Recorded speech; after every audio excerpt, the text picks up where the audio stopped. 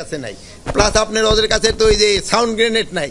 এই sound grenade এইগুলি কেনার জন্য ওদের আমরা পারমিশন দিয়ে দিছি, যেটা নিয়ে আপনারা দেখছেন যে চাঁপাইনবাবগঞ্জে বিএসএফ এর কাছে আছে, কিন্তু আমাদের বিজিবির কাছে নাই। বিজিবির কাছে আছে হলো সব লেথাল ওয়েপন। এগুলি আমরা এদের অনুমতি দিয়ে দিছি ক্রয় করার জন্য।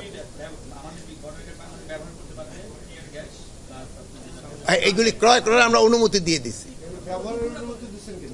আগে তো ক্রয় করার অনুমতি দিছি, ক্রয় করলে কি ব্যবহার করবে না নাকি? যেসব যান ইয়ের জন্য ভাবির জন্য বাজার করে নিয়ে আন, সেসব বলেন নাকি এটা রান্না করার অনুমতি দিছি কিনা? ওটা তো রান্নার অনুমতি লাগবে না। এখন তো তারা অভিযোগ করছে, আমরা উস্কানি দিচ্ছি, আমরা অভিযোগ করতেছি, ওরা উস্কানি দিচ্ছে। এটা তো বর্ডারের ব্যবস্থা। আমার দুইটা প্রশ্ন। প্রথম প্রশ্ন হলো বিএসএফ যে ধরনের মারণাস্ত্র ব্যবহার করছে, আমাদের বিজিবিকে সেই ধরনের সক্ষমতা অর্জনে আপনারা কি ভূমিকা রাখছেন? সেকেন্ড প্রশ্ন হলো যে আপনি কি বলছেন 4টা চুক্তি ছিল যেটা শেখ হাসিনার আমলে করিত, শেখ হাসিনার আমলে যে 4টা চুক্তি করছিল, যে সীমান্তের আন্তর্জাতিক যে সীমান্ত রেখা আছে আমাদের, যে শূন্য রেখা, তার ভিতরে এসে তারা কাজ করছে 150 গজের ভিতরে। সেই 4টা চুক্তি বাতিলের বিষয়ে আপনারা সিদ্ধান্ত নিয়েছেন, এবং এটা কতটুকু অগ্রগতি আপনাদের?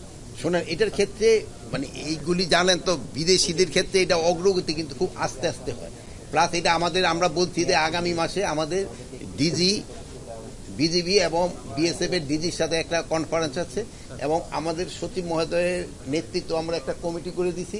ওনারা কোন কোন পয়েন্টগুলির ক্ষেত্রে আমরা একটা রিটার্ন লেটারও দিয়ে দিচ্ছি ফরেন